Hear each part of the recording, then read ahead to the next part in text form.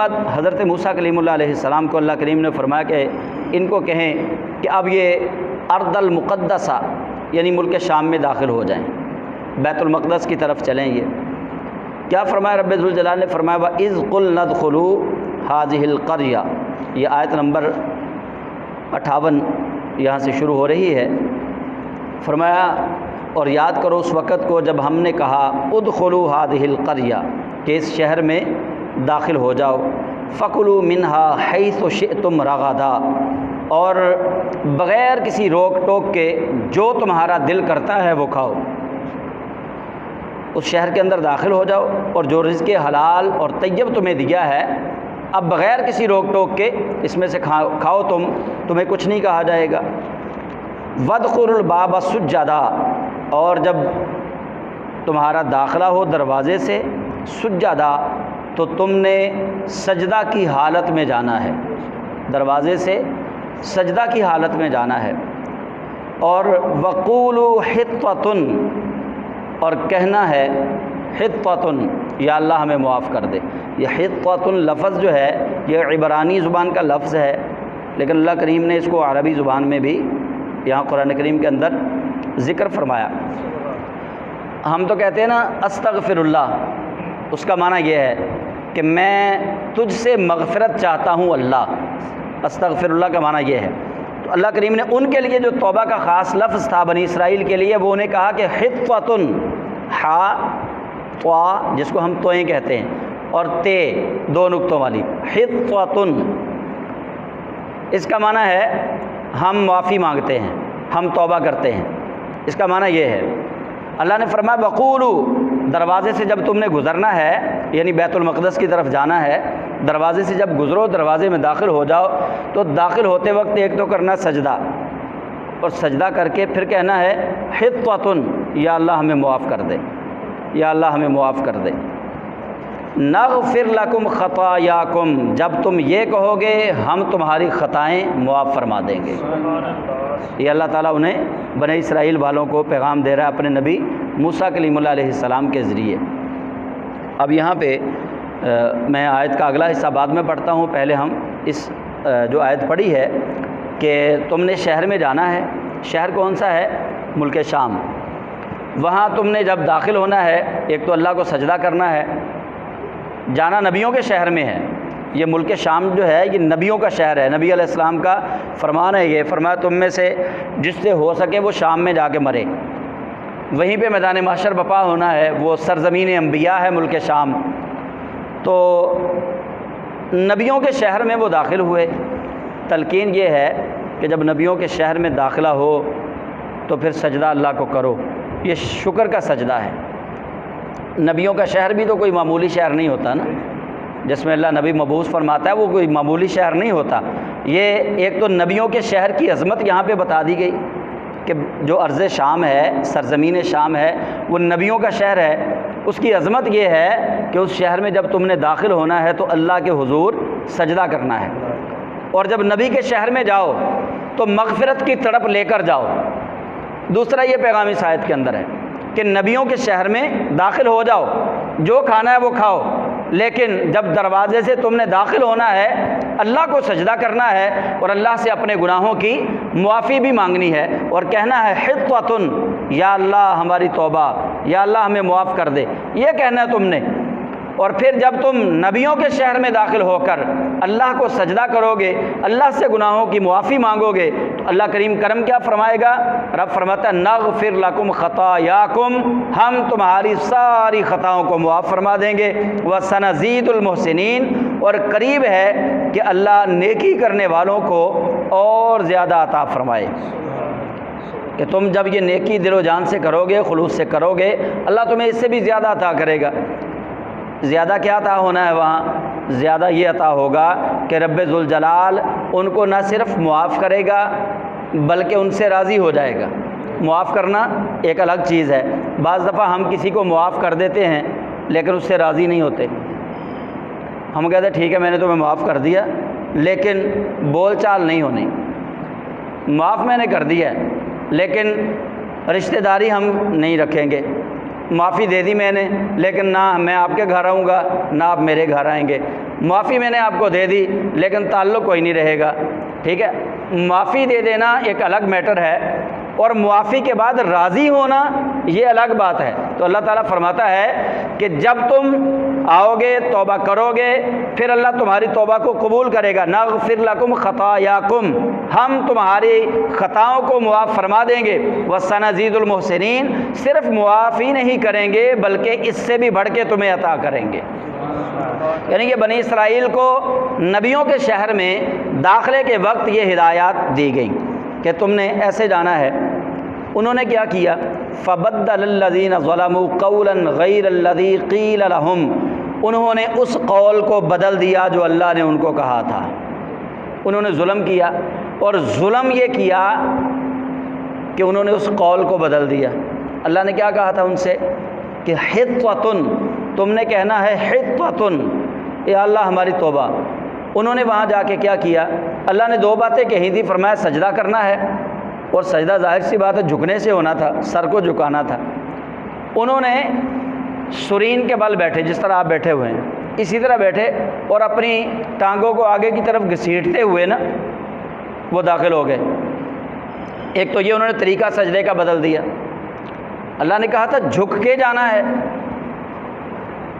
تو یہ جس طرح آپ چوکڑی مار کے بیٹھے ہیں نا، بس ٹانگیں آگے کر لیں، سرین کے بل بیٹھے، آگے کو گھسیٹتے ہوئے اپنے آپ کو وہ لے گئے، سجدہ نہیں کیا۔ فبدل الذین ظلموا، بس انہوں نے ظلم کیا اور اللہ کے اس قول کو بدل دیا، سجدے کی کیفیت کو تبدیل کر دیا۔ اور دوسرا کیا کیا انہوں نے؟ اللہ نے کہا تھا دوسرا کام یہ کرنا ہے، حطۃ کہنا ہے، توبہ کے الفاظ ادا کرنے ہیں۔ انہوں نے وہاں جا کے ایک تو اپنے آپ کو گھسیٹتے ہوئے لے کر گئے، دوسرا کہا حنطۃ، حنطۃ، نون کا اضافہ کیا اس کے اندر، حطۃ لفظ میں نون کا ساتھ اضافہ کیا تو کہہ دیا حنطۃ، اس کا معنی گندم، گندم، گندم، گندم، ہمیں گندم دے دے۔ یہ دو چیزیں انہوں نے تبدیل کر دی دونوں۔ اللہ نے کہا تھا سجدہ کرتے ہوئے جانا، وہ نہیں کیا۔ اللہ نے کہا تھا حطۃ کہنا ہے، توبہ کے الفاظ ادا کرنے، انہوں نے توبہ کے الفاظ بھی ادا نہیں کیے۔ تو جب انہوں نے توبہ کے الفاظ بھی ادا نہ کیے تو اللہ کریم نے پھر کہا کہ فبدل الذین ظلموا قولا غیر الذی قیل لہم فانزلنا علی الذین ظلموا رجزا من السماء بما كانوا یفسقون۔ اللہ کریم فرماتا ہے اب پھر ان سے ان لوگوں پر رحمت تو نہیں ہوگی نا جنہوں نے سجدے کی حالت کو تبدیل کر دیا، توبہ کے الفاظ کو تبدیل کر دیا۔ اللہ تو معاف کرنا چاہ رہا تھا ان کو، اللہ کریم ان کو معاف کرنا چاہ رہا تھا، تبھی رب ذوالجلال نے دو باتیں کی، فرمایا سجدہ کرتے ہوئے آ جاؤ، توبہ کرتے ہوئے آ جاؤ، داخل ہو جاؤ، تمہارے لیے مغفرت ہے، نغفر لکم خطایاکم، تمہاری ساری خطاؤں کو ہم معاف کر دیں گے۔ لیکن انہوں نے کیا کیا؟ انہوں نے تبدیل کر دیا۔ اللہ فرماتا ہے فانزلنا علی الذین ظلموا، ہم نے پھر ان کے ظلم کے بدلے آسمانوں سے ان پر عذاب نازل کیا، ہم نے پھر آسمانوں سے عذاب نازل کیا، بما کانوا یفسقون، ان کے اس فسق کے بدلے میں، انہوں نے جو فسق کیا ہے، جو گناہ کیا ہے، اس کے بدلے میں ہم نے ان پر پھر عذاب مسلط کر دیا۔ اچھا، موسیٰ علیہ السلام اپنی قوم کو میدان طیہ تھا وہ جہاں لے کر گئے آپ، تو موسیٰ علیہ السلام کی قوم ان کے بڑے عجیب و غریب کے معاملے، عجیب و غریب سے معاملے تھے، کبھی موسیٰ علیہ السلام سے کچھ مانگتے ہیں، کبھی موسیٰ علیہ السلام سے کچھ مانگتے ہیں۔ اب انہوں نے موسیٰ علیہ السلام سے پانی مانگ لیا۔ وَإِذِ اسْتَسْقَىٰ مُوسَىٰ لِقَوْمِهِ، اور یاد کیجئے اس وقت کو جب موسیٰ علیہ السلام کی قوم نے ان سے پانی مانگا۔ وَإِذِ اسْتَسْقَىٰ، جب پانی مانگا موسیٰ علیہ السلام سے، لِقَوْمِهِ، ان کی قوم نے، ان کی قوم نے ان سے پانی مانگا کہ ہمیں پانی دیجئے۔ آپ سارے اب نبی کریم صلی اللہ علیہ وسلم کے امتی ہیں، میں بھی حضور سید عالم صلی اللہ علیہ وسلم کا امتی ہوں۔ ہم تو چلیں 15ویں صدی کے اندر پیدا ہوئے، یا کچھ ہم میں سے 14ویں صدی میں پیدا ہوئے ہوں گے۔ کیا صحابہ کرام علیہم الرضوان کی کوئی ایک ایسی نظیر ملتی ہے کہ صحابہ نے حضور سید عالم صلی اللہ علیہ وسلم سے بطور دلیل پانی مانگا ہو؟ انہوں نے ہر جگہ پہ معجزے مانگے ہیں بنی اسرائیل والوں نے، یہ بھی ان کی طرف سے موسیٰ علیہ السلام کی ایک آزمائش تھی۔ انہوں نے کہا ان سے کہتے ہیں ہم، یہ ہمیں دعوت دے رہے ہیں اللہ کی طرف جانے کی۔ تو انہوں نے موسیٰ علیہ السلام سے کہا جی ہمیں پانی چاہیے۔ اب موسیٰ کلیم اللہ علیہ السلام آپ اللہ کے نبی تو تھے، لیکن پانی کے مالک تو نہیں تھے نا، پانی کا مالک تو اللہ تعالیٰ ہے، یہ تو ہم سارے جانتے ہیں۔ اور قوم جو ہے موسیٰ علیہ السلام کی طرف متوجہ ہے۔ وَإِذِ اسْتَسْقَىٰ مُوسَىٰ لِقَوْمِهِ، بڑی اہم ترین بات میں آپ سے کرنا چاہتا ہوں، یہ توجہ سے آپ نے سننی ہے۔ انہوں نے موسیٰ علیہ السلام سے پانی مانگا، قوم نے۔ موسیٰ علیہ السلام نے کیا کیا؟ فَقُلْنَا، ہم نے کہا، فَقُلْنَا، پس ہم نے کہا۔ موسیٰ علیہ السلام کی قوم نے پانی کس سے مانگا ہے؟ موسیٰ علیہ السلام سے۔ اللہ فرماتا ہے فَقُلْنَا، ہم نے کہا، اضرب بعصاک الحجر، اے موسیٰ اپنا ڈنڈا، اپنا عصا اس پتھر پر مارو۔ اے موسیٰ اپنا عصا اس پتھر پر مارو۔ تو موسیٰ علیہ السلام نے، آپ کے ہاتھ میں عصا تو ہر وقت رہتا تھا، آپ نے وہ اپنا عصا جو ہے وہ پتھر پہ مارا۔ فانفجرت، بس وہ پھٹ گیا۔ جب پتھر پھٹا ہے تو نکلا کیا؟ من حسنتا عشرۃ عینا، 12 چشمے پانی کے پھوٹ پڑے۔ اللہ کے نبی نے وہاں پہ کوئی مشینری کا استعمال نہیں کیا کہ بورنگ کی جائے وہاں پہ اور زمین سے پانی نکالا جائے۔ اب انہوں نے جس نیت سے پانی مانگا تھا، اللہ کریم نیتوں سے واقف تھا، انہوں نے پانی مانگا تھا موسیٰ علیہ السلام کو آزمانے کے لیے کہ آپ ہمیں اللہ کی طرف بلا رہے ہیں تو جناب ہمیں پیاس لگی ہے، پانی یہاں کوئی نہیں، پانی دیں۔ ان کو قرائن، دلائل ان کو یہ نظر آ رہے تھے کہ اب موسیٰ علیہ السلام عاجز آ جائیں گے، اب یہ پانی نہیں ہمیں دے سکیں گے۔ اب یہ پانی کہاں سے دیں گے؟ یہ پتھریلا علاقہ ہے، ہر طرف پہاڑ ہیں، یہاں سے تو پانی نکلے گا نہیں، تو موسیٰ علیہ السلام آج جھوٹے ہو جائیں گے۔ ان کے دلوں میں یہ تھا۔ اللہ کریم جل جلالہ نے بھی پھر وہ اپنے نبی سے معجزے کا صدور فرمایا کہ جس پہ ان کی عقلیں دنگ رہ گئیں۔ فرمایا آپ ایسا کریں، آپ اپنے عصا کو اس پتھر پہ ماریں۔ آپ نے پہاڑ پہ عصا کو مارا، 12 چشمے پانی کے جاری ہو گئے وہاں سے، اور ہر قبیلے نے وہاں سے پھر پانی پیا۔ وقت نبی کریم صلی اللہ علیہ وسلم کا زمانہ، حضور سید عالم صلی اللہ علیہ وآلہ وسلم کا زمانہ ہے، اور نبی پاک صاحب الاولاق صلی اللہ علیہ وآلہ وسلم، آپ سے صحابہ نے دلیل نہیں مانگی کہ یا رسول اللہ آپ پانی کے چشمے جاری کر کے دکھائیں، کوئی دلیل نہیں مانگی گی وہاں پہ۔ لیکن ایک وقت آیا کہ اللہ کے حبیب سرور انبیاء صلی اللہ علیہ وآلہ وسلم کے پاس حضرت ابو ہریرہ رضی اللہ تعالیٰ عنہ راوی ہیں اس حدیث کے، اس واقعے کے چشمدید گواہ ہیں۔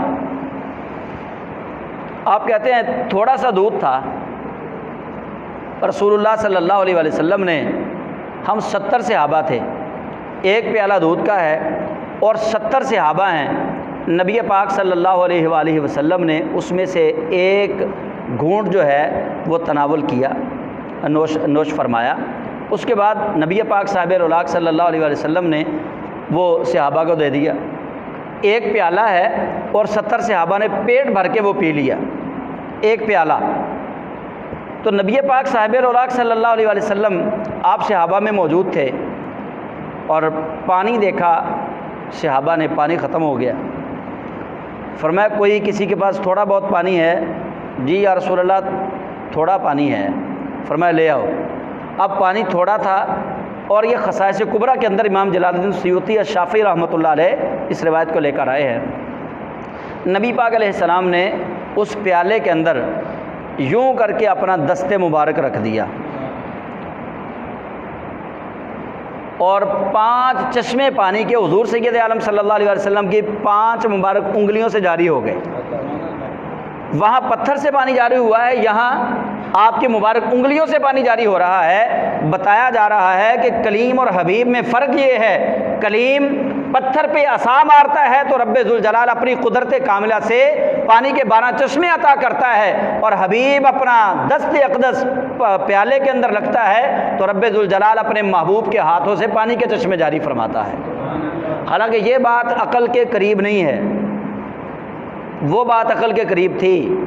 پانی کے چشمے پہاڑوں سے ہی پھوٹتے ہیں، وہ بات عقل کے قریب تھی کہ پانی کے چشمے جاری ہو گئے، لیکن یہ بات عقل کے بالکل مخالف سمت پہ ہے کہ انسانی جسم سے پانی کا نکلنا، یہ تو عقل اس کو تصور بھی نہیں کر سکتی صحیح سمجھنا، عقل کے بالکل منافی، بالکل اپوزٹ سائڈ پہ یہ چیز کھڑی ہے کہ انسان ہو اور اس کے ہاتھوں سے پانی کے چشمے جاری ہو جائیں، یہ کیسے ممکن ہے؟ اللہ رب ذوالجلال کی قدرت اسی کو کہتے ہیں کہ رب ذوالجلال جب چشمے جاری فرمانا چاہے تو موسیٰ کلیم اللہ علیہ السلام کے عصا مبارک کی برکت سے بھی چشمے جاری فرماتا ہے، اور رسول خدا صلی اللہ علیہ وسلم کی انگشت مبارکہ سے بھی پانی کے چشمے جاری فرماتا ہے۔ تو موسیٰ علیہ السلام کی قوم نے ان سے پانی مانگا اور انہوں نے 12 چشمے پانی کے جاری ہو گئے، پانی پیا انہوں نے۔ اب موسیٰ کلیم اللہ علیہ السلام آپ وہاں پہ اپنی قوم کو پانی جب دے رہے ہیں، اگلی بات دیکھیے، پانی کے چشمے جاری ہوئے ہیں، قد علم کل اناس مشربہم، تحقیق جان لیا ہر انسانوں کے اس گروہ نے اپنا اپنا چشمہ، انہوں نے پہچان لیا۔ اب یہ بات بڑی سوالیہ بات ہے یہاں پہ، قد تحقیق، عالمہ پہچان لیا، کل اناس ہر بندے نے، مشربہم اپنا اپنا پانی کا چشمہ۔ اب کون سی چیز ہو سکتی ہے؟ کیا وہ جو پانی کے 12 چشمے جاری ہوئے تھے ان چشموں کے اوپر قبیلوں کے نام لکھے ہوئے تھے؟